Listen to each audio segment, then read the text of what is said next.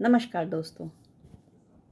एक व्यक्ति अपने बच्चे के साथ 5 साल का बच्चा था उसके साथ रोज़ सुबह वॉक पे निकलता था।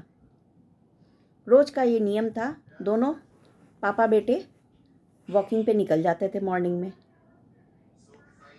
अब एक बार बेटे ने जिद किया कि पापा आज वॉक के लिए हम लोग पहाड़ियों पर चढ़ते हैं, रेस लगाते हैं कौन आगे निकलता है। तो पापा ने कहा ठीक है चलो। अब उन्होंने सोचा बच्चा है, कितना ही तेज़ भाग लेगा, चलो चलते हैं। अब दोनों लोग जब निकलने आगे बढ़ने लगे तो पहाड़ी के रास्ते में कंकड़ बहुत थे जो उनको पैर में चुभ रहे थे। तो बच्चा छोटा था, वो फटाफट फटाफट आगे बढ़ता जा रहा था। उसको पैर में चोट लग रही थी पर वो फिर भी बढ़ता जा रहा था।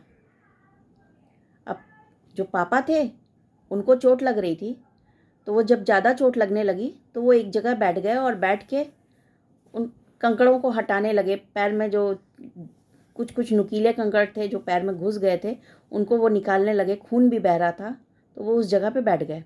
बच्चा थोड़ी दूर आगे निकल गया था, फिर उसने पलट कर देखा कि पापा तो एक जगह बैठे हुए हैं। तो वो लौट कर आया और अपने पापा से कहा कि कंकड़ तो मुझे भी चुभ रहे हैं पर मैं तो नहीं रुका, आप रुक के बैठ गए, हार गए। तो कहा नहीं बेटा, खून बह रहा है ना। कहा खून तो मेरे भी बह रहा है पर मैं तो नहीं रुका।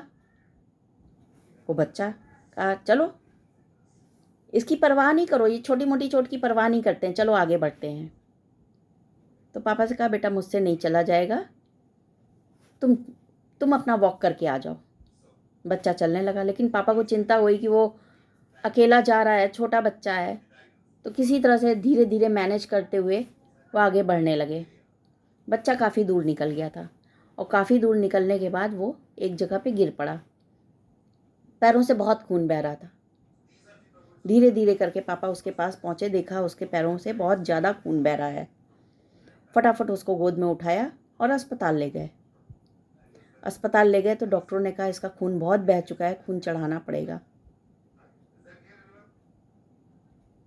उसका इलाज शुरू किया, वो ठीक हो गया। पर दोस्तों, इस कहानी से मैं आपको ये बताना चाहती हूँ कि कभी भी किसी भी मुसीबत को इतना बड़ा मत होने दीजिए।